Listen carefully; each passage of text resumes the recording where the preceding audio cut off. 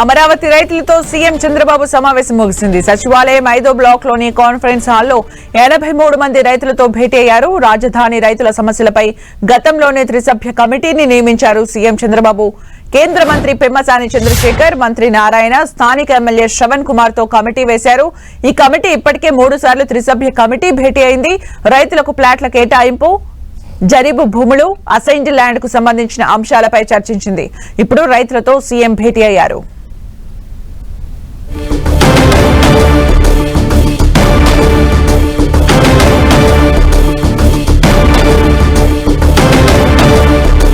అమరావతి రైతులతో సీఎం చంద్రబాబు సమావేశం ముగిసింది. సచివాలయం 5వ బ్లాక్ లోని కాన్ఫరెన్స్ హాల్లో 83 మంది రైతులతో భేటీ అయ్యారు.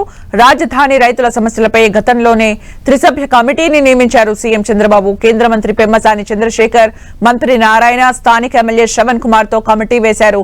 ఈ కమిటీ ఇప్పటికే 3 సార్లు త్రిసభ్య కమిటీ భేటీ అయ్యింది. రైతులకు ప్లాట్ల కేటాయింపు, జరీబు భూములు, అసైన్డ్ ల్యాండ్స్ కు సంబంధించిన అంశాలపై చర్చించింది. ఇప్పుడు రైతులతో సీఎం భేటీ అయ్యారు. మరిన్ని అప్డేట్స్ మా ప్రతినిధి విజయ్ చంద్రన్ అందిస్తారు. విజయ్ చంద్రన్, ఈరోజు సీఎం చంద్రబాబు నాయుడుతో రాజధాని ప్రాంత రైతులకు సంబంధించినటువంటి సమస్యల మీద ఆ రైతుల యొక్క ప్రతినిధులతో సమావేశం జరిగింది. 83 మంది రైతుల ప్రతినిధులు ఈ సమావేశంలో పాల్గొన్నారు.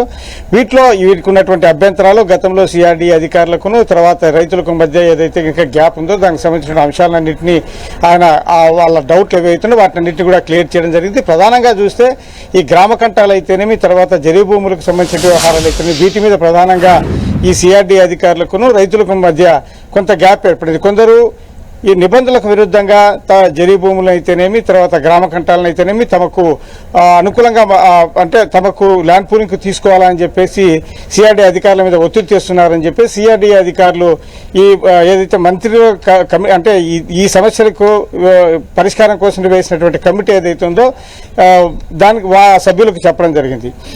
తర్వాత ఈ రైతులు కూడాను తాము కొంతమందికి ఇచ్చారు, మాకెందుకు ఇవ్వరు, వాళ్లకు ఇచ్చినట్టు అంటే వాళ్లకు కొన్ని నిబంధనలు మాకు కొన్ని నిబంధనలు ఉంటాయా అనేటువంటి సమస్యను కూడా ఈ కమిటీ ముందు తీసుకురావడం జరిగింది. కాబట్టి వీటన్నిటి మీద కూడాను ఈ కమిటీ చంద్రబాబు నాయుడుకు ఒక నివేదిక ఇవ్వడం జరిగింది. తర్వాత దానికి సంబంధించినటువంటి కమిటీ సభ్యులతో మాట్లాడిన తర్వాతనే ఈ సమావేశంలో పాల్గొనడం జరిగింది.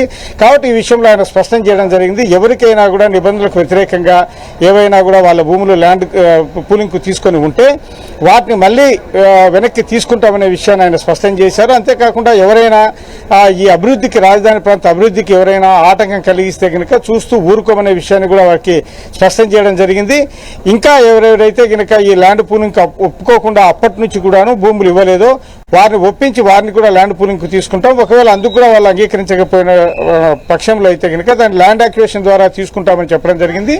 అంతేకాకుండా ఇప్పుడు ల్యాండ్ పూలింగ్ తీసుకున్నటువంటి 35,000 ఎకరాలు కాక మిగిలిన ప్రాంతాలు ఏవైతే ఉన్నాయో ఈ ల్యాండ్ పూలింగ్ తీసుకున్నటువంటి ప్రాంతంతో చుట్టుపక్కల ఉన్నటువంటి గ్రామాల్లో ఉన్నటువంటి వాటిని కూడా తీసుకోవాలని చెప్పేసి ఒక ప్రతిపాదన ఉంది. ఇప్పటికే దానికి సంబంధించినటువంటి అభిప్రాయ సేకరణ కూడా ప్రభుత్వం తీసుకోవడం జరిగింది.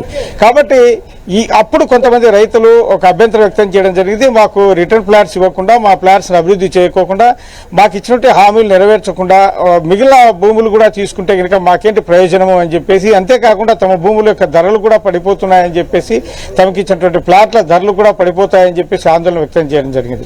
కాబట్టి ఆ విషయంలో కూడా చంద్రబాబు నాయుడు ఒక క్లారిటీ ఇవ్వడం జరిగింది. దీనికి సంబంధించినటువంటి ఎవరు ఎటువంటి అపోహలు పెట్టుకోవద్దు, పూర్తి స్థాయిలో రాజధాని ప్రాంతాన్ని అభివృద్ధి చేస్తాము, ఇచ్చినటువంటి హామీలను నెరవేరుస్తాము.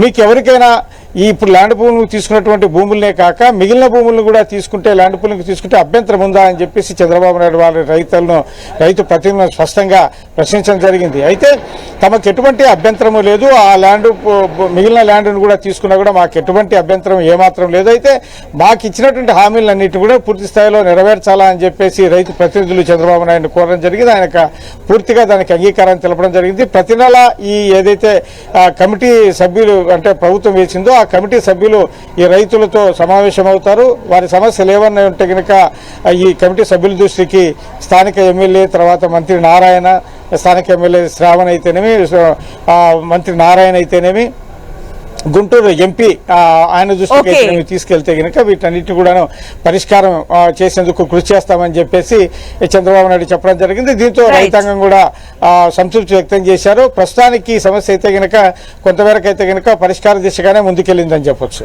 Thank you Vijay Chandran for the updates.